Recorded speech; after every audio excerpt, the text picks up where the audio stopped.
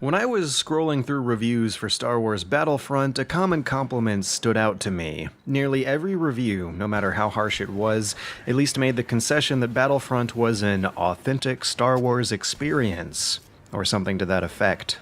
And this is an accolade that kind of confuses me. For the last 23 years, a lot of Star Wars games have been made. From the Super Star Wars series all the way to Star Wars The Old Republic, there has usually been at least one, if not four, big-budgeted, market-pushing Star Wars games coming out every single year of the past 2 decades.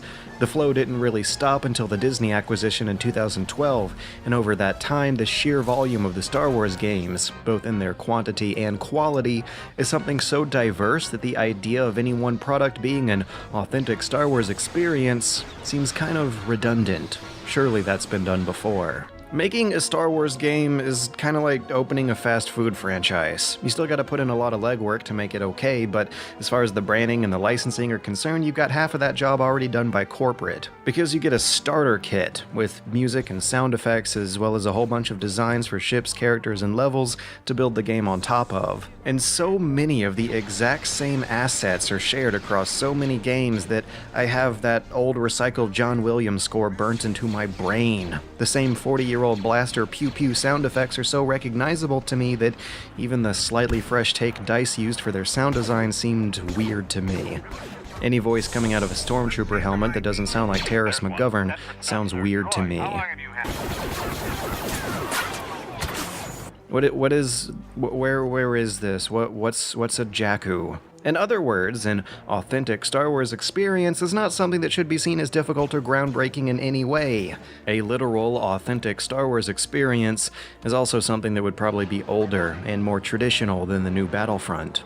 It would be something closer to the origins, something ambitious and confident enough to nail the tone of the universe back before that became business as usual. As far as picture-perfect childhood fantasy wish fulfillment goes, Star Wars, TIE Fighter, made that happen more than 20 years before the new Battlefront. If you ever want an example of how the more things change, the more they stay the same, look at TIE Fighter. It still holds up. For what it tries to do, I think that it still looks and plays really, really well. But it is from an incredibly, vastly different time. A time when Star Wars and PC gaming were both so inaccessibly nerdy that a small 20-person team could get away with turning the license into a hardcore sim. The X-Wing and TIE Fighter lineup of games are named after spaceships for the same reason that IL-2 Sturmovik is named after an airplane. They're a loving recreation of the ships on the box. They're space shooters that are derived from the flight sim tradition, but not quite complex enough to really fall into simulator territory. After all, how do you simulate that which does not exist? The answer is to get just complicated enough to really immerse the player into the game's own interface. Alpha 1, don't touch anything until told to. Just about every key on the keyboard does something, even with the necessity of a few extra button combinations, but the core gameplay basically involves pressing 3 buttons to target a nearby enemy, close in on them, match speeds with them, and then blast them to bits before moving on to the next one. And yet, flying these crafts is just as risky, terrifying, elegant, and gratifying as the movies romanticize this fantasy as being. As far as old-school space sims go, TIE Fighter may be lacking in scope and complexity compared to the Wing Commanders, but its controls are still labyrinthian enough to make the Rogue Squadron games look like baby's first arcade shooter. Enter your name, pilot. But what it does have going for it that the other old-school space sims don't is world building. And that's because half of the job was already done for them thanks to the Star Wars franchise World Building Starter Pack. It has the advantage of giving the player immediately recognizable ships, factions, sight sounds, and rules for these big space battles to follow. And of course, TIE Fighter's big twist on Star Wars is that you're playing the bad guy. But no one wants to believe they're with the bad guys, which is why the intro text crawl celebrates the defeat of cowardly rebel terrorists on Hoth. Soon, peace and order will be restored throughout the galaxy.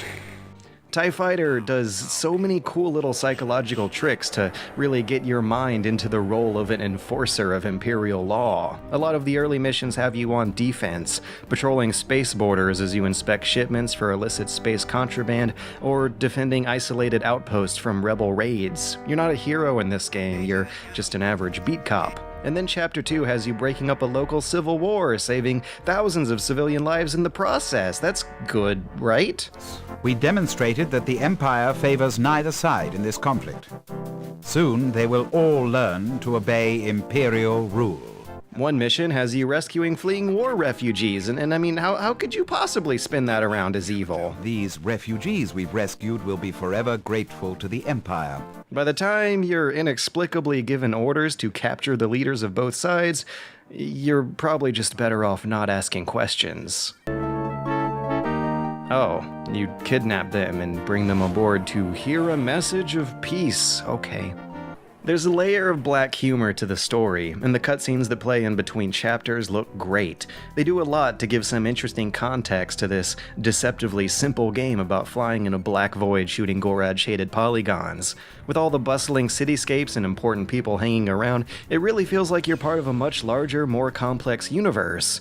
Because in many ways you are. But probably the best way they get you playing this role is by having you take orders from two conflicting officers. All the menus in the game are designed to look like part of living the TIE Pilot experience, right down to the mission objective screen, which is organically done by having a face-to-face briefing with your flight officer. But click on this guy instead, and you get a suite of higher difficulty secondary objectives, which sometimes undermine the story relevance of the primary ones, which I gotta say does a fantastic job of contextualizing the Empire and your own place within it as a complicated and perhaps incompetent organization, all the while giving you a great excuse to replay missions for their super hard secret objectives.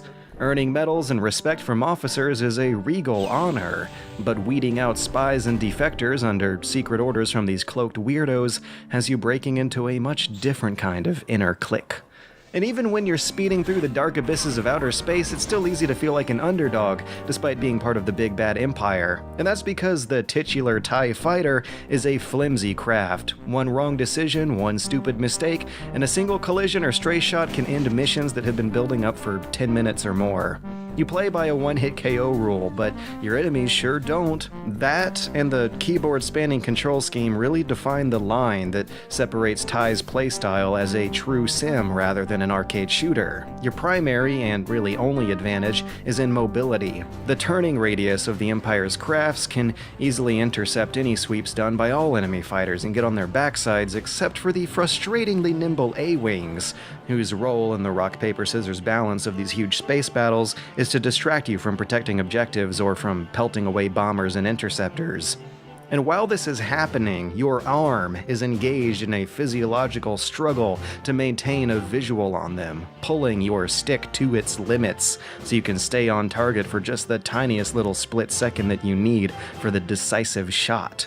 If there is any reason to dust off the old flight stick or order a quick cheap one from Amazon, TIE Fighter is that reason. It works with a mouse, but that's not ideal, and there are guides for setting up a 360 pad, but having both hands away from the keyboard isn't the way it was meant to be played either.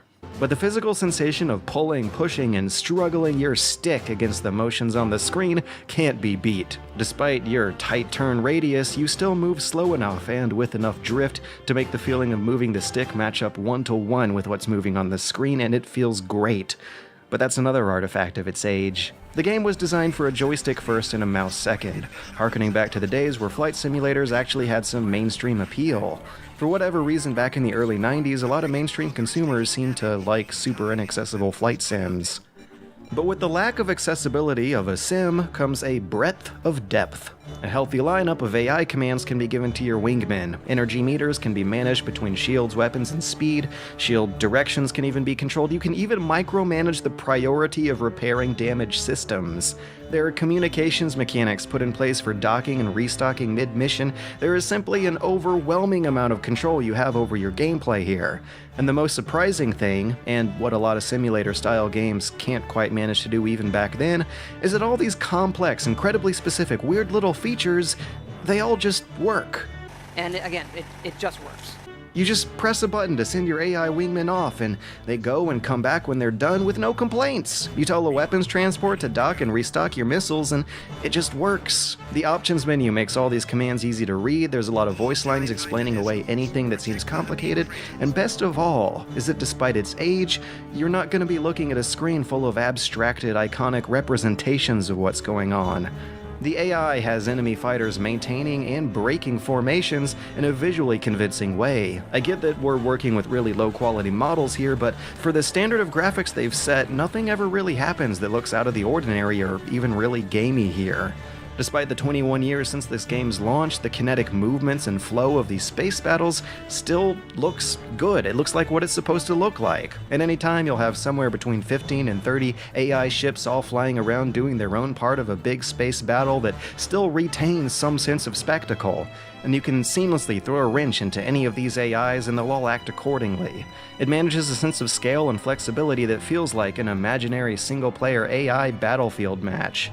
That is a testament to how much more efficient it is to animate inanimate lo-fi objects as your primary characters, but it's also a testament to just what a solid production TIE Fighter is. Despite how much of a historical artifact it may be, and despite its hardcore flight sim pretensions, it's really just a very, very polished game. I come back to it every few years surprised with how well it's aged. It looks good, it feels good, it presents itself so well and confidently with all those in-universe menus and the easy-to-read briefing maps. Even the music is great. The one weak link here is probably the campaign, which didn't really fail to entertain me, but did drag on with a lot of escort missions that have a roller coaster difficulty curve. Perhaps anachronistic to today's all-killer, no-filler design ideologies, TIE Fighter's campaign seems to go on forever, which, back in 1994 when you only had 1 or 2 games to play all summer, would not have been a bad thing at all. But what we can learn from it today is how to ride the line between hardcore sensibilities and mainstream accessibility. TIE Fighter is not a complicated game, but by giving the player a whole lot of control and then having them hike up a high learning curve, it creates a feeling not just of satisfaction and accomplishment, but also immersion through a kind of fake complexity. Players would expect to screw up and fail if they don't pay attention, just like the hapless cannon fodder TIE Fighters in the actual movies. And that's how this game really manages to make you feel like you're in that role. A few minutes playing as an assault gunboat, where you have to micromanage shield systems along with long-range torpedo weaponry, has your imagination turning your keyboard into this vast, complicated, multicolored control panel where pressing the wrong button might accidentally eject you into outer space. If they made a new TIE Fighter with high-fidelity AAA graphics with a fully 3D HUD that can spark and whiz all sorts of dazzling effects all over the screen, it's not going to have the same effect if they don't pretend it's a flight sim. It's not going to engage the player's imagination on that same level if every button on the keyboard doesn't at least do something.